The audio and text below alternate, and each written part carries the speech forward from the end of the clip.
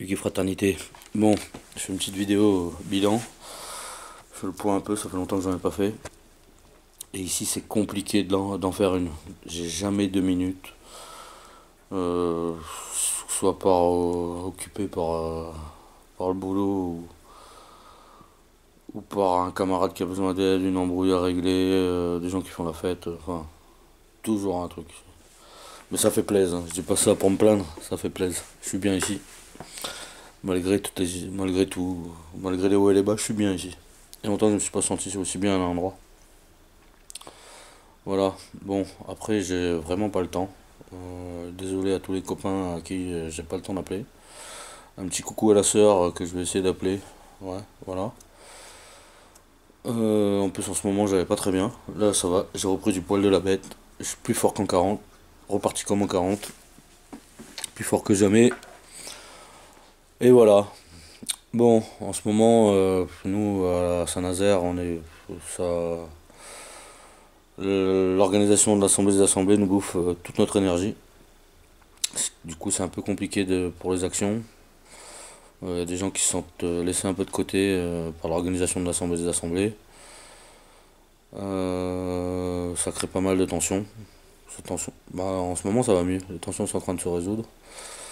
Mais en plus, d'après les échos que j'ai eus, il y a des tensions un peu partout dans le mouvement. Ça m'a fait peur à un moment donné, mais voilà, je crois que ça va se résoudre. Chez nous, ça se résout. Donc je pense qu'Aziar, ça va se résoudre aussi. J'aime bien le côté symbiose en ce moment qu'il y a. Je sais pas si on dit symbiose, mais voilà. Ce que j'ai constaté à force d'appeler tous les groupes de gilets jaunes à droite à gauche, c'est que depuis le début du mouvement, on n'a pas tous là pour les mêmes raisons, mais à peu près. Tu vois. On se retrouve tous confrontés aux mêmes problèmes. On trouve tous à peu près les mêmes solutions en même temps, à part quelques solutions originales qui tournent d'ailleurs. Quand quelqu'un a une bonne idée, ça circule. Mais voilà, j'aime bien ce côté-là. J'aime vraiment ce côté-là où, ouais, j'ai l'impression, je sais pas, j'ai l'impression que je crois de plus en plus au destin. Mais j'ai l'impression que les choses avancent comme elles doivent avancer. Ça fait plaisir. Voilà. J'ai parlé un peu de moi vite fait là. J'ai eu un gros coup de mou il y a pas longtemps. Voilà. Une attirance sexuelle. Sexuelle, non. Je dirais pas sexuelle. Je dirais une attirance envers quelqu'un. C'est pas la personne ou l'attirance spécialement, c'est. Au bout de 13 ans d'asexuage, ça m'a fait. euh, Tu sais, je me sens seul tout le temps. Mais là, récemment, je me sens encore plus seul qu'avant. C'est juste que cette solitude, ce coup de solitude, c'était un peu plus dur à porter que d'habitude. Et le fait est d'avoir une faiblesse, une attirance pour quelqu'un, alors que ça m'est rarement arrivé, ça m'a un peu déstabilisé. Même pas un peu, beaucoup déstabilisé. Et voilà, vu que ça m'arrive rarement. C'est peut-être le fait est d'avoir une attirance vers quelqu'un, cette attirance m'a fait ressentir la solitude dans laquelle j'étais dedans, encore plus fort que d'habitude. Voilà. Mais voilà, ça m'a permis de. Voilà, je me suis jamais senti aussi seul, je me suis jamais senti aussi fort, gros. Je vais manger la planète. Voilà, voilà, ça déjà, ça fait plaisir. Je suis sorti plus fort de cette histoire. Après aussi, en même temps, j'ai un pote qui s'est suicidé. Un pote Nietzsche, un petit jeune de 22 ans, que j'ai rencontré sur Azad de Notre-Dame-des-Landes. Et je sais pas, Nietzsche, c'était un bon petit gars, un gars d'une famille un peu aisée, qui avait débarqué sur Azad avec plein de beaux principes. On l'appelait Nietzsche parce qu'il disait tout le temps Nietzsche, il était amoureux de Nietzsche. Et au final, c'était un bon petit gars, tu vois, qui avait des beaux principes, enfin voilà, je crois un bel être humain, malgré quelques petites faiblesses, mais c'était quand même un bel être humain, quelqu'un de trop gentil pour ce putain de monde. Et faut dire que la ZAD l'a pas aidé, et pas la ZAD, la fin de la ZAD, tu vois. Euh, voilà, l'ambiance qu'il y a eu, ce côté appropriation qu'il y a eu sur Azad. Tu vois, lui il s'est battu comme moi pour.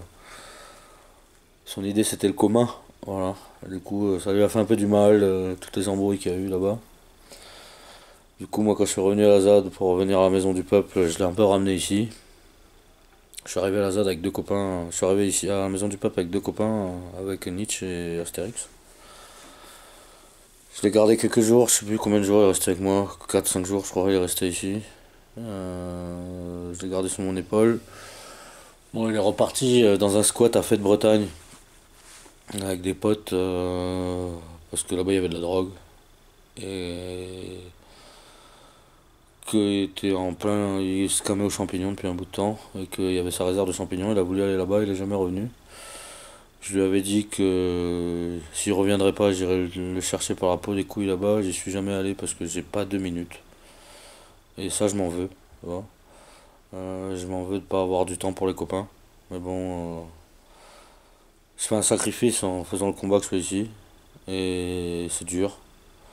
Voilà, je fais un sacrifice avec mes relations personnelles. C'est difficile de joindre les copains. J'ai essayé de faire un effort un peu plus parce que autant il y a des copains qui en ont besoin, mais autant moi aussi j'en ai besoin. Voilà, de parler aux copains. Ça fait plaisir, ça remonte le moral. Ça me rappelle pourquoi je suis là. Voilà, un petit coucou à Nas, un petit coucou à Nico, à Pablo, à ma soeur, à mes soeurs, mon frère. Enfin, un petit coucou à tous ceux à qui je pense jamais un petit coucou au petit gars de Perpignan qui va se reconnaître. Et tu vois, la vidéo que j'ai postée où j'étais au fin fond du trou, je voulais que personne la voie. Enfin, c'est pas que je voulais que personne la voie. Je l'avais pas posté pour que les gens la voient. Bizarrement, il y a plein de gens qui l'ont vu. Même des gens avec qui j'habite, qui m'en ont pas parlé, mais j'ai vu que ça a changé leur regard sur moi. En bien ou en mal. Voilà. C'est bien de montrer les défaillances que t'as, je pense. Voilà. On n'est pas Personne n'est parfait.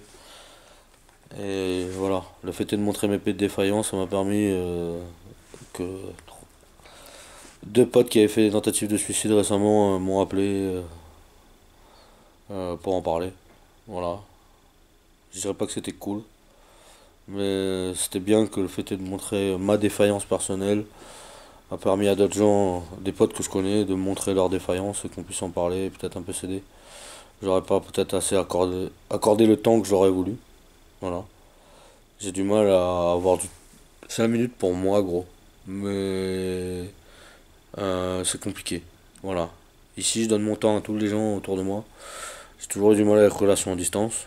Tout le monde qui me connaissait. Voilà. Du coup, voilà, ça me pose problème. Autant je m'investis beaucoup dans la lutte ici, et ça me pose pas problème. J'ai décidé d'assumer mon rôle de Pascal le grand frère ad vitam, sans pitié. J'assume. On va assumer ce qu'on est un peu dans la vie. Voilà. Je veux aider les gens, j'en ai la capacité. Je dois aider les gens socialement déjà. Peut-être pas économiquement et compagnie, mais socialement, ça je suis capable de le faire. J'ai déjà fait tout au long de ma vie, avec plus ou moins de réussite. Mais ça je suis capable de le faire. Du coup, je vais me concentrer là-dessus. Et m'investir ici dans le mouvement des Gilets jaunes, ça fait que je mets de côté des gens à qui je tiens.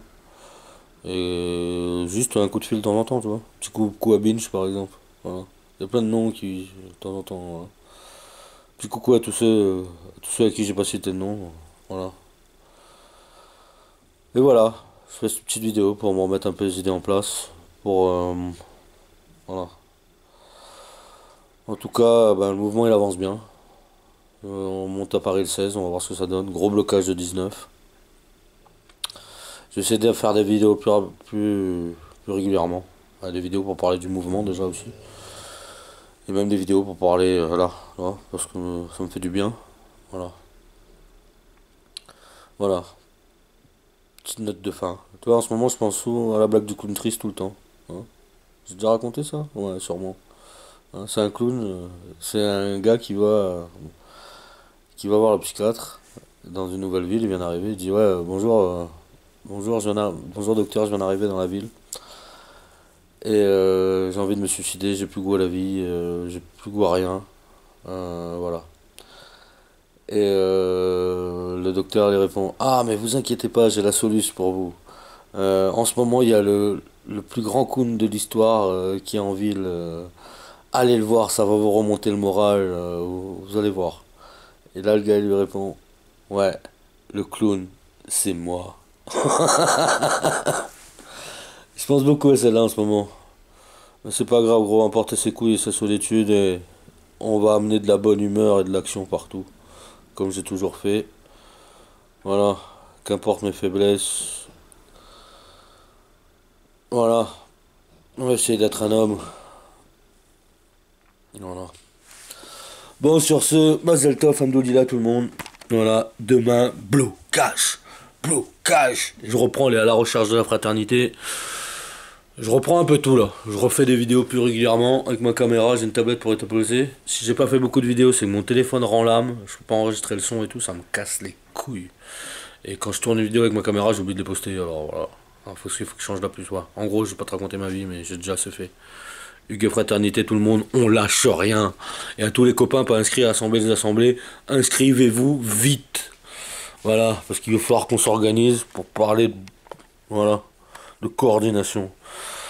Bon allez, sur ce, blabla.